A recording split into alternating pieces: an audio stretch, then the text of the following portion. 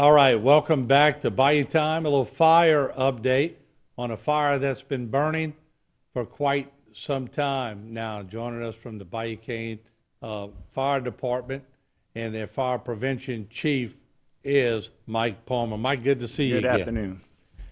Wow, I guess a long-term fire that y'all have been battling. Just goes to show you that fires of this magnitude with dry land and a lot of other factors, fires keep burning for a while, don't they? Yes, it's been quite a while, and there's plenty of fuel for this fire to keep going.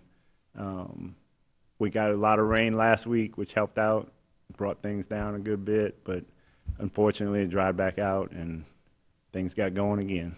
What are some of the challenges this poses to firefighters? I know y'all been fighting it. It sort of takes y'all away from other things that you have to keep your eye out, but I'm sure y'all have taken all that into consideration. Right, and we use the other fire departments have been helping out. I just left Savannah Road.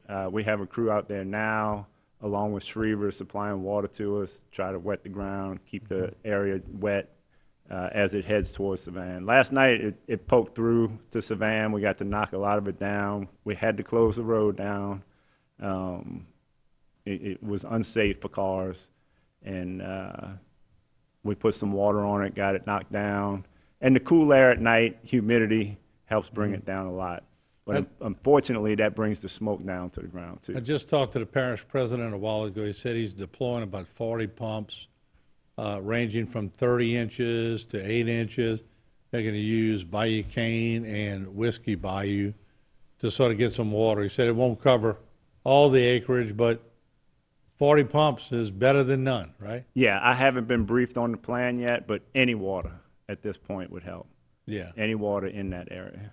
What do you suspect? I mean, I know there's a lot of speculation. Y'all have come out with some things, but so this is the same fire as the one before that just rekindled, or was it started again? We kept a watch after the rain. It was still smoldering a good bit.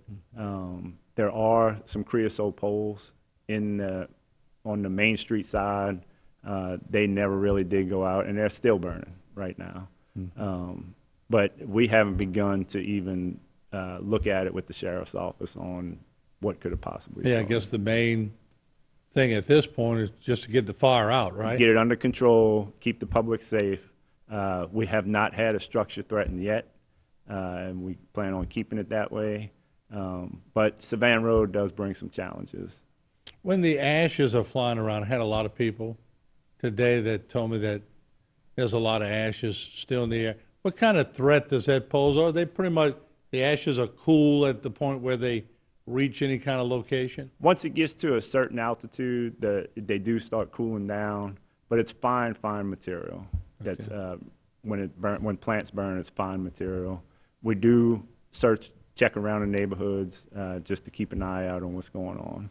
Last night was pretty smoky in Lake Crescent Circle, but we kept an eye on them as we were fighting the fire last night. And are y'all getting a lot of concerned citizens coming up to y'all and sort of getting a little panicky about it being that close? Well, when we got to Savannah Road last night, it was a zoo. There were cars everywhere. Everybody was trying to video people standing on top of their trucks, which we don't advise. I mean, that's an active road until we shut it down. So we want everybody to stay safe, stay as far away as possible. When the road's closed, take another route. We're only going to close the road if needed for public safety. And you could probably say it, Chief, 1,000 times, don't stop. Traffic in the road, get on the truck and start filming. God, but people are so curious, aren't they? Yeah, it's emergency tourists, sometimes we call them. Is it, in your career, anything similar to this that y'all have covered? We've dealt the Marsh fire for years. I've only been with Bayou Cane for 12 years, but people have been there forever, so they deal with this Marsh a lot. The difference is this is the summer. It's usually in the fall when it's dry and cool.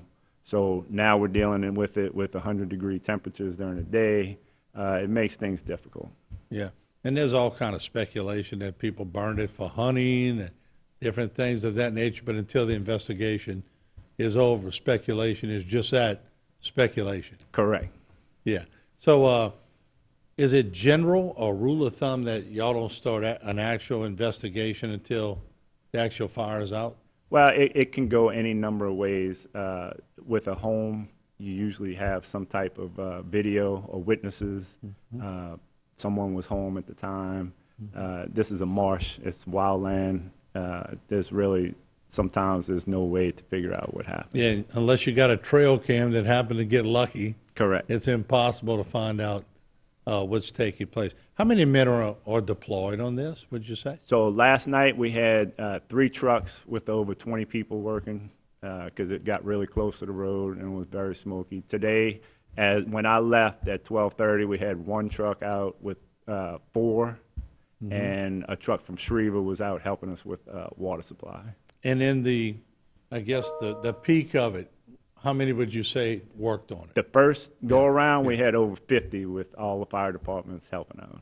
Okay, all right. And if you don't mind, just keep us up to date, and we'll get it out as much as we can. And we know you're using your Facebook page. Use our to do the Facebook same. page as our official notification. All right, we appreciate it, Chief. Thank you so much. Once again, Mike Palmer, we appreciate the help and the work y'all are doing. Thank you. All right, there you have it. Straight from Bayou Fire Department. We'll bring you up to speed. We'll keep you posted as it develops. We'll let you know once again. Pumps will be there shortly from the parish, pumping water on some of the Marsh fire. We'll take a break. We'll be back right after the break.